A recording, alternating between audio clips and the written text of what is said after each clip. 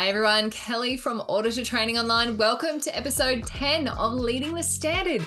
Now, I have sent my co-host Jackie away for a few weeks of well-deserved, equally overdue R&R, and today I will be joined by a special guest who just so happens to also be the newest member of the ATOL team. I can't wait for you to meet him. Now, complete with a few sporting analogies, because that's what we do well, we are going to be discussing the world of self-paced study. So whether you're overwhelmed by the prospect of returning to study after years in the workplace, or maybe you find the online or self-paced elements a little bit daunting, we have you covered. We're going to share some inside tips to help you score that winning result, share our strategies for mastering self-paced learning, and we're going to wrap it all up with, as always, with questions from the ATOL student community. So I'm ready when you are. Let's get this ball rolling. I actually want to start today's episode with a little bit of an apology. In the last episode wrap, I mentioned that we would be talking about the path to ISO simplicity and success.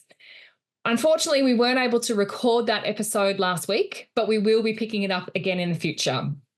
You may or may not have noticed that my regular co-host Jackie is not joining me today. She did have a little bit of an incident, now has an equally little fracture. And apart from the frustration of the timing, I can assure you she is doing well. She's just spending the next 3 weeks on a well overdue, equally deserved, and thankfully already scheduled annual leave. So Jackie, we do wish you all the best. And please make sure that you enjoy that time off and recuperate effectively. So over the next 3 weeks in Jackie's absence, I'm going to be joined by a series of guest hosts, the first of who I will introduce in just one moment. But today, we are following on from our Lead the Standard number 57, which is available on LinkedIn. And it's about efficient learning, mastering self-paced study, which is something we are really good at here at ATOL. We are going to focus on making learning processes efficient, manageable, and really importantly, rewarding for you. So to join me today and my co-host for this one, I am thrilled to introduce you all to the newest member of the ATOL team, Matt Adamson. Welcome, Matt. Hi, Kelly. Good morning, everybody. Thanks for having me. No, our pleasure. Now, Matt is very fresh to the ATOL team. He joined us at the beginning of July. He is in a part-time role with us. And like many of you, Matt has recently returned to study himself, which makes him the perfect person to join me today as our guest co-host. So, Matt, let's talk a little bit about our own online experiences, our online learning experiences, and share with our students how they can best move forward, I guess, in their learning journey. You ready? Absolutely. Let's do it. Excellent. So I did want to again start today with a bit of a story, just as Jackie would normally do. And it's about my own personal study experience. Now, I hated study at school. And if my parents or any of my school teachers knew that I was hosting a podcast today giving advice on study tips, they would quite genuinely be on the ground in hysterics. And I'm sure a lot of people could relate to that as well. But we all grow up, and at some point we find what works for us. So unlike many of my friends who went on to uni, I did a bit of a brief semester at TAFE doing a bit of sports admin because, as I've mentioned before, I'd much rather be outside kicking a ball, running around than sitting behind a desk or in front of a book or anything like that. And admittingly, I did it more for the social aspect than anything academic. I then avoided any higher education until my own son was in his final years of high school, which was almost 20 years later. It's not really a long time, but it is a long time in the scheme of things. Now, when I joined ATOL, I actually joined ATOL, like Matt, part-time because I was going back to study. And I had all the usual questions in my head. What am I doing? What if I fail? What if nobody likes me? Which I think, Matt, that's a great advantage of online training. Don't you agree? Oh, absolutely. The absence of the classroom can actually be a big advantage, I find. Yeah, absolutely. Especially if you don't like people or don't like study. There's no competition in the online environment, which Matt and I will talk about shortly. But I can assure you all that there is nothing to fear. And with a little planning, preparation, the right training provider, Returning to study can be a pleasant and rewarding experience. So, Matt, did you have any of those similar concerns yourself, or have you heard anything from our prospective students that's a little bit different or similar? A little bit of both. So my own personal experience, this isn't the first time I've returned to study in an online self-paced environment. I'll touch briefly on my first attempt at that. So I was recovering from a pretty major surgery and had a lot of idle time and was looking to just increase my qualifications, do the usual, fatten out the resume, that kind of thing. And so I enrolled in a continuous improvement methodology course called Lean Six Sigma. Which is great. I had the exact same kind of trepidation. How am I going to get through this? But I found that with a good plan, which we're going to touch on and talk about in much more detail, that it was actually quite easy and very manageable. But without that plan, could have been pure chaos. In terms of our students, there's many people we talk to before they enroll, and they may feel a bit overwhelmed, particularly about the self-paced aspect. Yeah. But after some conversation and talking about the things that we're going to run through today, I think they find a much greater level of confidence in approaching their studies. Yeah, and that's it. It's about, as you said, having those conversations, building that confidence, which Jackie and I have talked about previously. So it's a really good point. And yeah, as you just mentioned, we're going to go into that in a lot of detail shortly. But I'm going to jump straight in because this is a topic that you and I had a bit of a dress rehearsal yesterday. And look, admittingly, we may struggle to keep this within the 60 minutes, but we're going to do our best because there was a lot of things that we both brought up that we hadn't considered. So yeah, I'm going to jump straight in. So firstly, as Matt mentioned, preparation. There are 5 key steps to efficient online learning. And they are: set clear goals, create a structured plan, utilize quality resources, and that has many variations. I'll get into that in more detail. Regular self-assessment. And my favorite, most importantly, number 5, reward your progress. And I'll elaborate on those in more detail. But for now, did you have any other advice, Matt, that you might like to offer our students about breaking this down into anything more manageable? I think that as a whole, those 5 steps are key, and they're great steps to be taking. In addition to that, we just need to tackle one piece at a time, breaking things down into bite-sized chunks, as I like to call them. Yeah. Get through one module, see how that feels. If you have time available to do more, then keep going. If you don't get finished what you plan to get finished, don't be too hard on yourself. Obviously, we have life to deal with in the background. Absolutely. And then also just to be flexible. Yeah, 100% agree. And you and I are both testament to life happens in the background, Absolutely. Which we may touch on briefly as well in today's episode. So thank you, Matt. So yeah, everybody else, you can see by following these steps, efficient study plan is going to keep you motivated, ensure long-term success. So let's break that down. The first point we mentioned was setting clear goals. So when we're setting some goals there, and Matt, feel free to interject at any time through here as well. Mm-hmm. We want to define what we set out to achieve. We want to use SMART goals: specific, measurable, attainable, relevant, and time-bound. And Matt just mentioned starting small. So take small chunks, focus on one chapter at a time, one topic at a time. Don't overextend yourself in that space. Matt, what are your thoughts here? Yeah, I couldn't agree more with that about overextension. I think that if we overextend, we're kind of almost planning to fail by biting off more than we can chew. So for me, it's really about accountability. We need to be accountable to ourselves. Obviously, we may need to be accountable to an employer who's paid for and wants us to get certain certification. Yeah. What I like to do for self accountability is actually write down what do I want to achieve, and so then I've got something tangible, and that makes my goals then more concrete. I find I have a better chance of success if I've got that tangibility. Yeah. I'm going to pick your brain now. I'm going to do to you what I do to Jackie.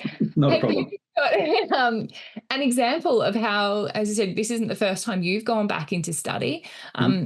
How besides obviously writing down your goals and what you're hoping to achieve, how have you applied those SMART goals to your current training? I suppose even here, as you're learning your role at ATOL, that's again self-paced study. We're not rushing you through that.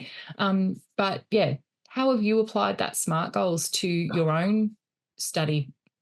Yeah, so one thing I like to do, which is encouraged here at ATOL, is breaking things down to sort of weekly and daily goals. What do I want to achieve on Monday, Tuesday, Wednesday? What do I want to accomplish over the course of the whole week? And by breaking that down into a more granular kind of approach, then I find that it's really easy to maintain self-accountability that way. And also to not get lost, because we don't want to feel overwhelmed when we're studying and learning. We want our brains to be absorbing everything we possibly can. So by breaking it down into those smaller components, we can focus, and we can better manage our time, I find, as well, in terms of the time-based component. I also think that really ticks in terms of the SMART goal mantra. It ticks on the R for realism. Yeah. Because if we're trying to macro manage this massive course, so for my personal example, my diploma in business innovation, if I was trying to get through 2 semesters of study in one weekend, then I know I'm going to be doomed to fail. But if I simply set myself a task of reading a couple of chapters of this textbook, doing part of that assignment, starting to prep for an assignment down the road, then those smaller tasks are much more manageable. Yeah, and that's a really good example. You can't complete, and particularly a good message for those of students who are completing our lead auditor skill set, which is the nationally recognised qualification. You cannot complete a diploma level course, unit, etc., in a weekend without overwhelming yourself, stressing yourself out, all those sorts of things. Yeah. You mentioned there that you said you break it down by modules. So I'm going to use ATOL here as an example, and our let's talk our lead auditor IMS course. So with ATOL, all of our courses are broken down to help support our students in this particular area. So we break down our courses into individual units like most training providers do. So our lead auditor skill set comprises of our audit team member, audit team leader, understanding and IMS, ISO 9001, ISO 14001, and ISO 45001. So you can see there's 6 units there. And to do that in a weekend, look, it is possible. But Matt, if I said to you, you had to do those 6 units tomorrow as your employer, how are you going to feel about it? I'm not going to be having a good day tomorrow, I can tell you that. I think just touching on because obviously I'm also Rod Stu, my lead auditor. I think that's one of the benefits of the ATOL portal is when you're logged into your student account, you can actually go, it's broken down to that granular level. So you have each module, you have your little check-in quizzes, assessments, and you can work through things in a structured order, which I know I'm kind of jumping up to the structured plan a little bit here. That's what we do. That's a good lead in, I'm not sure. And I found that between that and Sidekick, which I won't shut up about, so I best not start talking too much about it. They're just fantastic support tools to help us be able to actually execute our learning goals and plans. Yeah. And I think too, if you're going in there, as you said, we've broken it down to that 6 units, but you've just mentioned there again, we've broken that down even further. So for me, if I was going to start that, I would look realistically, I'm going to jump in. Look, I'm going to do my audit team member unit today. That's my specific goal there. Measurable is that, as you said, you can jump in the ATOL portal and I can see and tick those units off as I go. Yep, that's measurable. I have completed that. It's not, oh, airy fairy, I think I might do this, or I think I've finished that. You can see that, and for it's a 16-hour. Sorry, the team member is 8 hours of CPD, which, look, depending on your skill level, if you're someone like me who has never done the content before, if I'm interested and motivated, and you may or may not be the same, Matt, if I'm interested and motivated, I'm going to spend some time really digging into that. And I'm probably going to go off on a few hundred rabbit holes trying to find out more. Mm. But if I'm not motivated, I'm going to super scroll through that, and I'm going to make Christine and Matt's life a nightmare by telling them I need all my assessments unlocked. So, and I like how you just chuckled there, Matt. Obviously, that's happened a few times already. No comment on that one. But again, if by setting yourself those specific and measurable goals, making them attainable, okay, this is equivalent to this many hours, therefore that is attainable.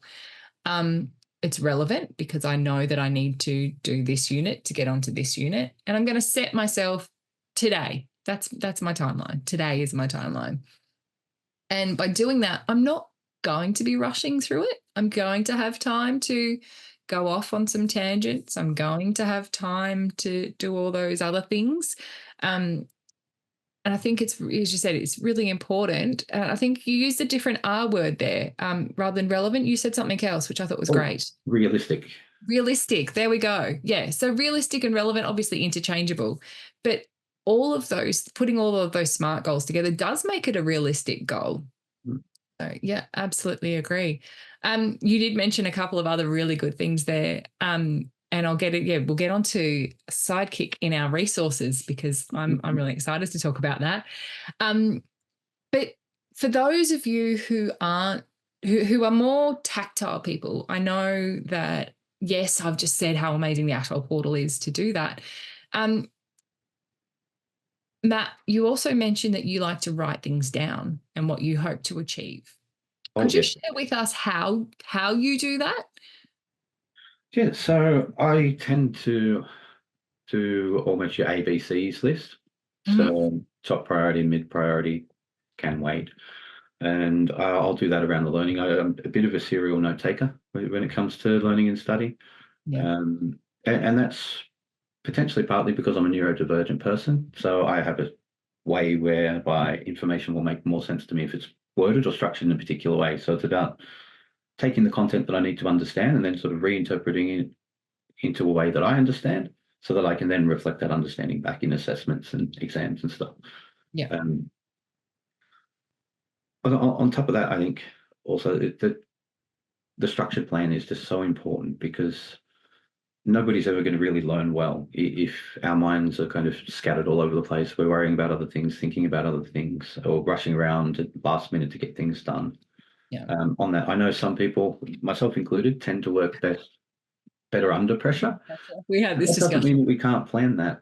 Or as we were talking about yesterday, once I'd kind of become more aware of this, self-aware, I incorporated that into my study plan by creating pressure situations for myself. So what I would do is substitute the reward for almost a reverse incentive. So I would set my study block to end at time X, at which I may want to go to dinner, or I may have a sports match I want to watch, or an event I want to go to. And therefore I know that if I haven't completed my studies by then, I'm not going to get the reward at the end. Creates a bit of pressure, and then that pressure mind tends to thrive. But again, that all just comes back to adapting the plan to our specific learning styles. Yeah. And you set yourself that goal, that time-bound goal. Liverpool is playing Man U at this time. And I use that example because that has suddenly become an issue within ATOL as a team. We now have a Man U and a Liverpool supporter, which is an interesting dynamic. But you're right, that's a time. There's no prizes for which one I am. Yeah, look, Sorry, our family leaves on that way as well. Sorry, Melissa, you have no right of reply today. I apologise. But yeah, you've set yourself a time-specific goal, and I like that you, as you mentioned, you're very aware of your own restrictions or benefit learning styles. So Melissa is now sending defensive chats in the Zoom room. Look, football is football, and everybody is a winner in the end. They just need to kick more goals. That's my thing. Go the Tillies. That's all that really matters today. We can definitely agree on go the Tillies. Yeah, Jackie's going to have conniptions when she realizes this became a sports broadcast. It's not not her forte. But yeah, smart and measurable goals. You've done all of those things there, and you've used, as you said, and we'll come back to that reward down a little bit further down the track. But yeah, smart goals again. I'm going to touch on them. Specific. You wanted to finish a particular module. Mhm. You had that measurement. Yes, I've ticked off all of these assessment tasks, or I have written this many words, or I have completed this many units. That's attainable. You're not being unrealistic in that. They're relevant. That's what you're wanting to come out the end. And as you said, that time bound. Mhm. I did just quickly want to touch here for me. I, like most of the ATOL team, am a note taker, a checklist person. And you said then, Matt, if you're distracted and you're not focused, Mhm. you're going to, you're not going, well, if you're distracted, you're not going to be able to focus and you're not going to be able to attain those goals. I'm going to do a Jackie and I'm going to jump around a little bit That's here. okay. Actually, no, I'm going to come back. One of the things that I do is, firstly, I need to have a clear space, because if my desk is a mess, I can't focus. So my first goal is always to clear my space. And look, we'll get into this and get a bit more in resources. But I need to have a physical action, as a physical action. I'm also aware of my nuances. And yes, I can go through the ATOL portal and watch all of those green ticks flick up as I complete each module. But I too have a checklist, and I actually have up on my board behind you all here, I have my whiteboard, and these are my goals to achieve for today. These are the tasks that I want to achieve. And we use Asana here. And while that's great for us managing and communicating, for me, I need to physically tick something off or highlight it or cross it off. So for me, that's how I manage my SMART goals. And look, they're not always realistic, as you just said there, Matt. And I think that's probably more important than relevant. Realistic is if they're not realistic goals, then you're not going to be successful. You're going to set yourself up for failure. But yeah, for me, I have to have that physical tick off. So it doesn't really matter how you prepare your goals, just make sure you have them. Completely agree there. Absolutely. Yeah, which leads really nicely into, as we've already kind of touched on, so we're doing a Jackie without a Jackie, creating that structured plan, number 2. So again, we've just talked about managing those goals down into, so breaking those goals down into manageable tasks, scheduling your learning. That's why at high school, they give you a timetable. Like, this is at this time you need to be in this classroom and you are going to do this subject with this teacher. I'm hoping that high school has not changed in the last 24 years. I'm going to assume it hasn't. But for me, like I said, I would much rather have spent my whole high school out in the sports field. I found a timetable really handy. Matt, how about you? I couldn't agree more. I think having that little bit of structure in terms of the self-paced environment, creating that structure for ourselves, That's important. helps us to avoid procrastination, and it helps us to actually manage our time effectively in terms of our learning outcomes and goals. Without that structured plan, you just kind of aimless. I suppose at the end of the day, you have this big chunk of a degree or diploma or something that you want to get through, and by not breaking it down, it's going to become overwhelming, or at least run the risk of doing that. I found I have taken that approach in the past. I have to put my hand up when I was much younger and sillier, and the end result is either dropping out, becoming a little bit disconcerted or disinterested because you feel overwhelmed. And that simple act of creating a structured plan counters all of that. Yeah. And you highlighted that really quickly in that, yes, this is online learning for the most part is self-paced. Yes, in some courses, you are given your timetable. For your diploma, you have a timetable and a schedule which we've worked your hours around. Mm-hmm. But here at ATOL, it is 100% self-paced. So you do need to create your own plan, create your own structure. Know, look, this day, this time, block it out in your diary, making sure that you create a plan that works for you. And look, how many times have you heard? I said, you've only been here a few weeks, but I feel like you're part of the furniture already. And I mean that in a nice way. Um, how many times have you already heard from students, my boss needs me to get this done yesterday? Oh, probably good handful or so. There are definitely time constraints being placed on people when they're in that employment situation as students on behalf of a corporation. And that's where, under the guidance of my own learning from Christine, we're able to sort of help advise and just at least get the idea of planning and setting goals and creating that structured plan Yeah. in the minds of students. And they often find it extremely helpful. Yeah. How often do those same students, and again, look, you may or may not have experienced this already, how often do those students whose boss needed them to do this yesterday, how often are they stressed? 100% of the time. How often do they need you to unlock their assessments?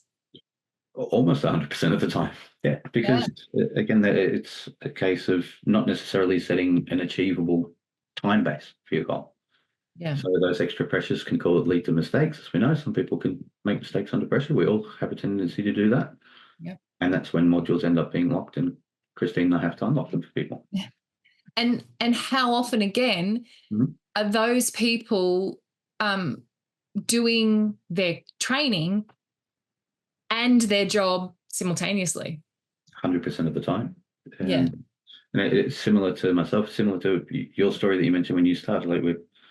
So I'm doing my lead auditor here through ATOL, and as well as the diploma through Uni Sunshine Coast. And I've had to, this is kind of touching on flexibility, so I do apologize for jumping, but I've had to, as we discussed yesterday, kind of adapt my plan a little bit, because I have some marketing modules within my study here in an employment basis, which overlap with, and unfortunately, some of the terminology contradicts what I'll be doing at the university side. So I've adapted that plan to try and get all the marketing done here first before I'm separating the two and not getting myself confused with two different sets of terms for the same thing. Yeah. And that's a great example. You're focusing on, we all like to brag about how we can multitask and do all of these things, but realistically, we do need, when we're studying, to be focused on the one thing at the one time. And as you said, getting conflicting information. So by setting ourselves a structured plan and time blocking is a great example here. I've just reverted that back to that. People who have been with ATOL for a long time know that I've had a couple of roles here. And I've been in this role now for probably 4 months, I think. I've lost track of time. And I'm now, as I've trained the team, starting to learn my job. But I'm having to block out time so that I can learn those processes, learn those procedures. Rather than trying to, okay, I'm going to train this person and then I'm going to do this at the same time. And in that 15-minute gap, I'm going to try and do this. It's not, you don't get that flow. You don't, as you said, you don't stay motivated. You don't stay engaged, excited, interested in the message or the content that you're trying to digest when you've got all of these other distractions. So that's a great example, your marketing story there. Again, that's a wonderful team at HubSpot sharing that training with us as well. So, That's my plug. That's my bad. Sorry, HubSpot. no, that's fine. That's fine. It's a non-sponsored podcast. We just like to acknowledge the good systems we use. So yeah, I think we've touched there again, breaking things down, creating that structured plan is really important. If you find yourself in a situation where you do have to get something done yesterday, go back to those SMART goals, break it down and really create a structure. Tick and flick, check things off as you go. Don't try to rush. because as we have learnt, the more effort you put into getting it done fast, the less quality, I want to say, the outcome is going to be. None of that was English. I apologize. The faster you try to get something done, the outcome is not going to be as good as if you had taken your time and put in the effort. Ticking something off for the sake of ticking something isn't doing it well. Would you agree? Absolutely. I think that comes down to something my grandfather, rest his soul, used to teach me growing up. I used to be his little TA. Pop was a tinkerer and built most of his house by hand. Bought one of those little 4-bedroom or 4-roomers and turned it into a proper house. And something that's always stuck with me that he said was measure once, cut twice. Yes. So if you don't take the time to actually get the foundations of what you want to do right, in this case, measuring a piece of wood, then you're going to have to cut 2 pieces of wood because you probably got it wrong. Yeah. So we don't want to measure once and cut twice. We want to That's measure right. twice and cut once. Exactly. Yeah. So yeah, that mantra was more of a warning than encouragement to only measure once, obviously. Yeah, but that's a perfect. I've never flipped that analogy around to think of it that way. Like, yeah, if you're only measuring it once, which is hilarious because we just built a deck and we've done exactly that. But yeah, take that time, plan it out. Take your time, do that. Yeah, again, a plan is going to allow you to have that flexibility to take your time and know where your goals are. Excellent. All righty. Moving on to the next one. Utilizing quality resources. Now, there's a couple of things that we want to talk about in this one. And you've already touched on Sidekick, which is a great feature here at ATOL. But I do want to share a story about an experience we have had recently here. And look, all of our listeners know Jackie and I love a bit of Chat GPT, love a little bit of AI, but it is an inspirational tool. It is not the be all and end all of everything that we create. We use it for ideas, for inspiration when we are feeling a little less creative or just haven't got the mojo going today. We have had a student recently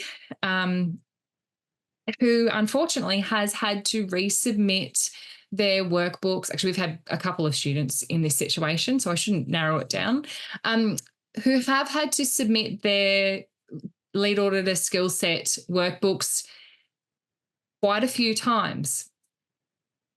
The issue with their submission is not their timing, it's not their comprehension, it's not their ability, because we've had one-on-one sessions with these people. We know that all of our students that are working through these workbooks are capable. They are intelligent people.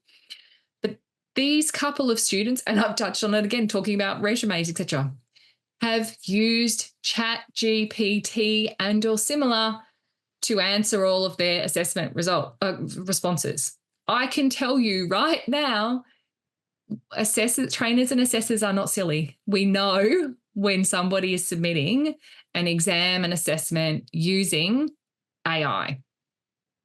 We know. Wikipedia is another example. Wikipedia, anyone can change. Don't rely on Wikipedia. It's really important that you utilize the resources that you are recommended. This student has had to submit their workbook 3 times each time. And we've had one-on-ones again to get them across the line. When they put ChatGPT or AI aside, the responses are correct because they've stopped, listened, read. You cannot gain a qualification through ChatGPT. The responses it will give you to the questions are not going to be relevant to the content or the context. It's really important. Use high quality, reputable materials for your study. This will ensure, and again, especially the ones that are recommended by your training provider. We give you all of the tools and the resources in an online environment. We give you a downloadable PDF export. And Matt, we give them ATOL Sidekick. We do indeed. So just touching on that in terms of resources and recommendations, one thing I'll always suggest is to use the materials provided, as you've just touched on there, Kelly. Um, in addition to that, finding reputable online sources, another thing that you've briefly touched on. There's also things like joining study groups. There are groups on online social and media spaces. ATOL community. Good example. Exactly. We've got the ATOL community on LinkedIn. So there's a shameless plug right there. And the ATOL sidekick, I have to admit, as someone who's come across into the training space from an IT space, I love Sidekick. It's so cool. So for those who don't know, ATOL Sidekick is our inbuilt AI course tutor to help our students. And one really good thing about Sidekick is that it cuts out a lot of that white noise. So it will only source answers that are relevant from what we and our group of carefully curated experts have actually provided to the tool. So you're getting relevant contextual information every time with Sidekick. And I love it. I think it's fantastic. Yeah. So not all AI is bad. But again, this is a tool that's been provided by the training provider relevant to the content and the context, which is really great. So yeah, Sidekick is a new feature here at ATOL, and yeah, it is a lot of fun. It's great to verify your understanding of the content. And look, that's what AI should be. It's not your answer. It's your assistant. We call ATOL Sidekick our in-course AI tutor because it's there to help and support. So yeah, again, using those resources that are available to you, recommended and provided by the training provider. If you go outside of that, you lose context and you get confused, you get disheartened. There are a few other terms that you used there earlier, Matt, about when you weren't following your processes. Please remind me. Oh, now you've got me as well. So in terms of ATOL, the Sidekick? No, sorry. In terms of when you don't have your plan and you don't have the required resource, we haven't got our SMART goals, we haven't got our structured plan, we don't have our quality resources. Oh yeah, I call that planning to fail. That's what it is at the end of the day. If you're not planning to succeed, then you're planning to fail. And I really think it's as simple as that. Yeah, exactly. Which leads into kind of the next one. Regular self-assessment. So we talked about before in our structure of our courses, we have each unit, and then within each unit, we have the module.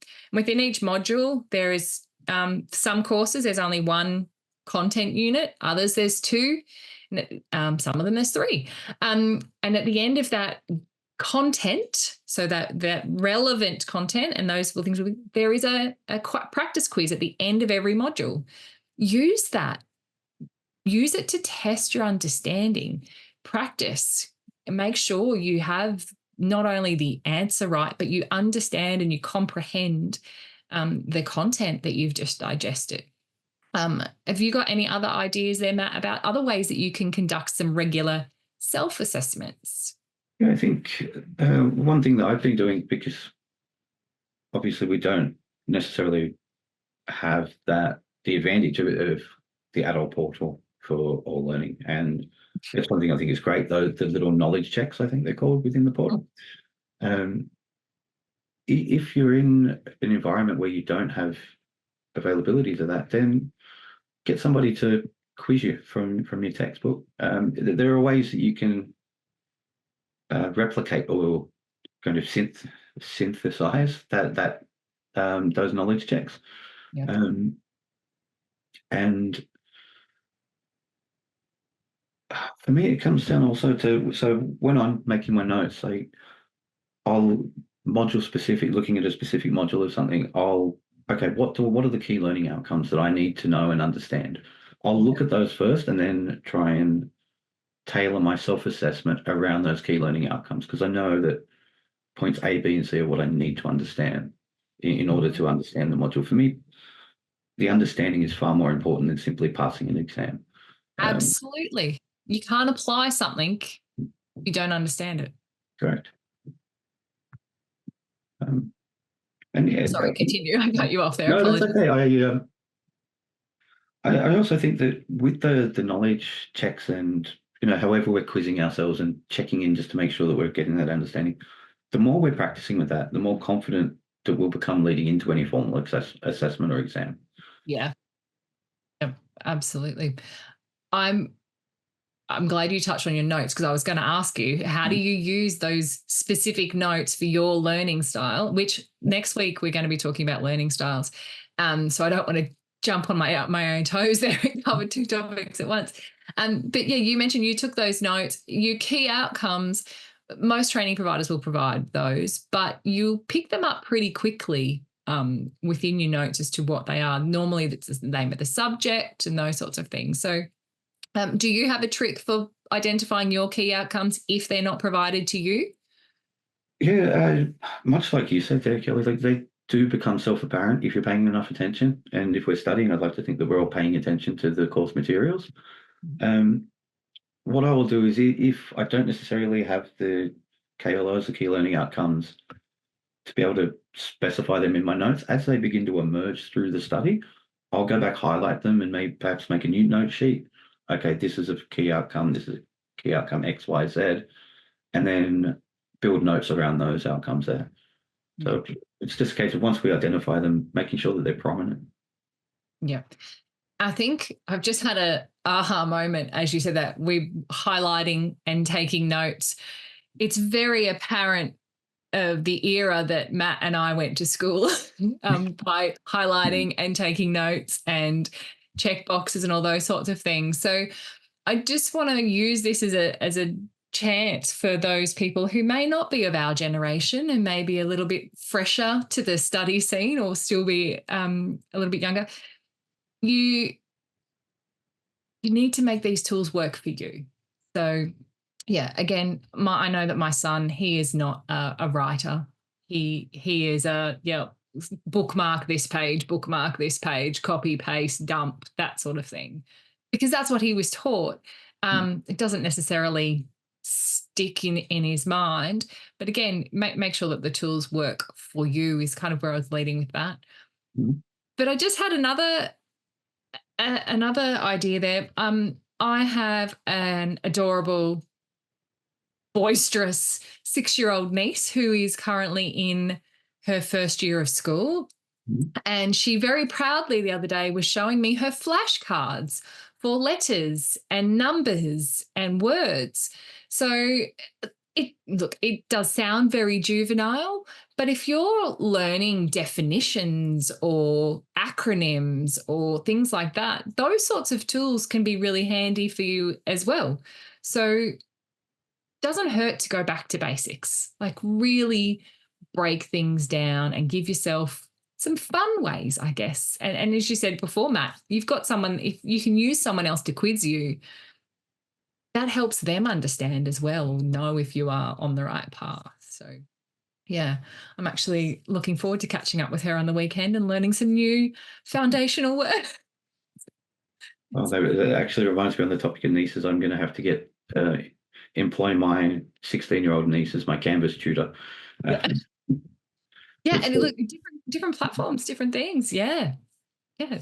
So, and she will have different, being at high school and using a different platform to what mhm. you're using every day here at work as well. Um, Again, different platforms, different systems. I am very conscious of time. I said at the beginning, we are going to talk this one through a lot. So I did preface this. Topic We're number almost 5 there. is my favorite. It is my favorite. And we've already touched on this as we always do. Topic number 5, stay motivated and reward your progress. Now, I would love to say there's a caveat on this. I actually don't want to say that there's a caveat, but I need to. Keep yourself motivated by setting small rewards for achieving small milestones, and that will help to maintain that enthusiasm and the commitment. Know what keeps you motivated. So effort equals reward, and Matt's talked about that, and we'll flourish that a little bit more. But keep your rewards relevant, realistic, etc. I would love to reward myself with a 6-week European vacation for reading one chapter of a book. To me, that's comparable. It's not realistic, but that's effort versus reward. So it might be simply, look, I've read this, I've finished this chapter, I'm going to go get a cup of tea and a Tim Tam. It might be, I've finished this unit, I'm going to go football match. What other sorts of milestones might you motivate yourself with, Matt? I think this is a really good one, and there's going to be a broad variety of what works for people. But one point you touched on there, Kelly, is proportionality. Yeah. And I think keeping the reward proportional to the undertaking is very important. And so, as you said, we don't want to be going off on a European cruise for reading one chapter of a textbook, as much as it'd be fantastic to do so. Never get it read. I always suggest that if we get any questions from students or in previous eras where I've been a sporting coach, stuff like that, I always suggest setting small, achievable milestones and small, realistic, proportional rewards. So it could be a treat, chocolate or something like that. It could be taking a break. Could be going out for a shopping expedition once you've finished a module or something like that. But whatever it is, those rewards tend to help us maintain momentum and motivation. And I think that's the most important thing. Yeah. I'm going to pull back there to your sporting coach experience. I've coached junior sporting teams myself, and you have as well. Let's go with that analogy and kind of flip it a little bit. Mm-hmm. You're coaching a junior sporting team. It's the big first game of the season. They haven't played together. How are you going to motivate and reward their progress at that start of the season? I can think of a very specific example. Actually, I won't name the clubs involved or anything. That was in another state at the time, but I literally had taken over a football team, whereas we know a football team has 11 people plus a bench. I had to bear 11 boys. Some weeks they had no subs. So our first goal was to score a goal. And then once we scored a goal and we began competing in matches, then our next goal was to draw or to win a match. And it's strange because I've had teams that have gone undefeated, won premierships, that kind of thing. But for me, as a personal sort of sense of satisfaction and reward, there was nothing more rewarding than seeing these kids. Many of them had never stepped onto the field before. Which is like a lot of our students. They've never studied online before. That's exactly right. It's their first time in that environment. So they're not necessarily knowing what to expect. And naturally, they look to coach for guidance. Yeah. And so if I was there being dictatorial, shouting and screaming from the sideline, half those boys, I think, would have quit. Yeah. But by trying to set achievable goals for them, they knew that the result at the end of the day was kind of secondary. For them, for me, it was all about the boys learning their skills, trying to execute the game plan as best they could. And if they went out there and did those things, then as a coach, I was thrilled. And we'd often have pizza nights and stuff like that as rewards after training. I just remember the celebrations after this particular group's first win. You'd think they won the World Cup. Yeah. But for them, it kind of was their World Cup. They achieved the result. And they're progressing. Yeah, exactly. And that's all we can ask for, whether it's in a sporting environment or linking it back to us in a training environment. If you're hitting your goals, then that's all that can ever be asked of you. Yeah. Your reward for I turned up to my first day, or I've opened my first module and finished my first module, is going to be very different to I'm in the grand final. This is my last assessment for this last module. They're going to be very different motivators and rewards. So balancing those out. Look, I would love to see how many of those kids end up at the World Cup. That would be great. And I'm sure that they would be celebrating a heck of a lot more than their first game. But they'll remember those first little rewards and that progress. They remember where they started. So I think that's really important as well. That's one great point you make, that people remember where they started. Just on that World Cup thing, and I know I really don't want to be sort of sport focused. Sorry, Jackie. I'm loving it. Don't worry about it. I had one boy who was a part of this group, and I ended up coaching a majority of that group, or the core of the group, for 3 seasons. I received a message on Facebook from his father about 5 years later. And this boy had been selected to represent his country in the under-18s World Cup qualifiers. Oh, wow. Yeah, and just I was flabbergasted and obviously thrilled for the family, but it was really touching that, well, I haven't had any input on the development of this player in half a decade, but his father still, and he still remembers. They people will remember and appreciate you, I suppose, at the end of the day, from a training perspective as a trainer, Yeah. and that in itself is the greatest reward anyone could ever ask for. Yeah. And we do see that. We've got students who came to us because they, like it was studying, or they had an injury or an illness and they couldn't work anymore. Oh, I'll do this course. And now they're running their own consulting businesses. And we hear those stories. For me, that's so much more rewarding, seeing somebody succeed in that space. So, Absolutely. yeah. Yeah. Again, wonderful. And I just wanted to touch something there. A quote that I used in the newsletter was, the great thing about learning is that nobody can take that away from you. So take from your learning what you want. They can take away your resource and that, but they can't take away those lessons and what you have digested, taken on board, those sorts of things. And again, it's the journey along the way. I hate that word and I use it all the time. The only journey that I like is the 80s band. Little bit of Don't Stop Believing. No, just beat me to the quote. My other half will be so proud. Awesome. All right. So that is the 5 points that we did. So I just want to recap on those really quickly. I said Matt is part of the furniture here at ATOL already, and he's done with me what. Maybe it's not Jackie. Maybe it's me that bounces all over the place. It doesn't matter. We covered everything. Those 5 key steps again to efficient online learning. Set clear goals, create a structured plan, utilize quality resources, regular self-assessment, and reward your progress. Follow those milestones, and you will stay motivated and you will succeed. Again, I wanted to remind everyone something Matt said earlier: be flexible. You have to be open to change. Realize that what you thought would work may not necessarily work. You need to adapt. Matt, you use that example. You're studying for work, but you're also studying for personal development, and you had conflicting content. You readjusted your plan to ensure that you got the most out of that. Yeah, absolutely. Yeah. And look, sorry, here it is. Here's the quote. I'm just going through my show notes. The proper quote was, the beautiful thing about learning is that nobody can take that away from you. And that was from B.B. King. And they said, it's really important that you adapt and you make that situation suit to you. And it's especially relevant when you're talking about and taking on self-paced study. It's about you fitting that study, those lessons into your time, which is why we offer 18 months rather than 12 months, because we are very aware here at ATOL that life happens and 12 months flies by. 24 hours, 48 hours flies by. You can't digest what you need in that time frame, which is why we give that.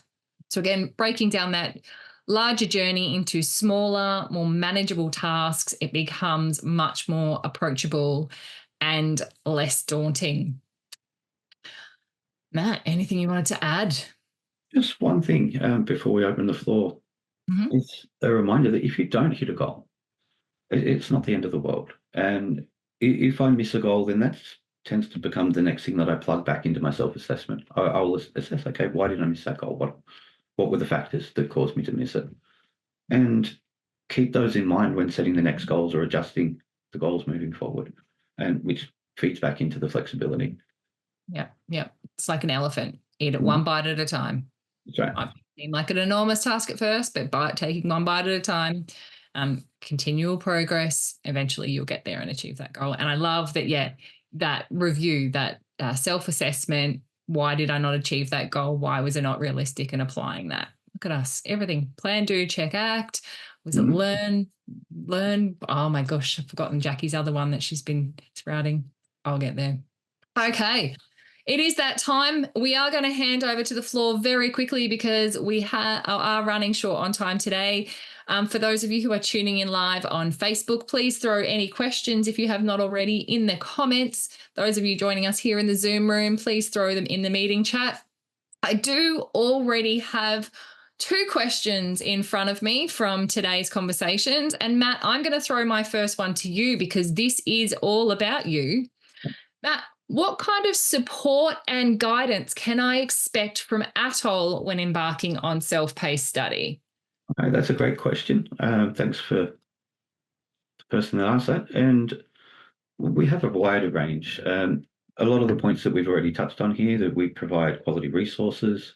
We have tutors, we have myself and Christine. We have, oh, sorry, I'm almost losing my voice there. I think I've been talking too much. We provide all of the materials for success. And in terms of support and guidance, you can always just get in touch with us if there's any issues. I think for me, if I was an outsider looking in, that would probably be perhaps the best selling point, is that there are multiple ways for students to seek support through us, and we're always going to be there to provide that for them. Yeah.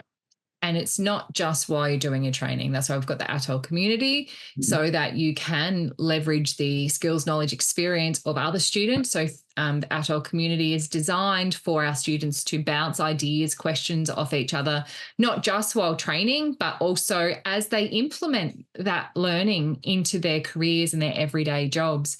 You mentioned the sidekick there. We have one-on-one sessions with our students if need be. If you are struggling with a concept, you can certainly talk to our trainers, assessors, all those sorts of things.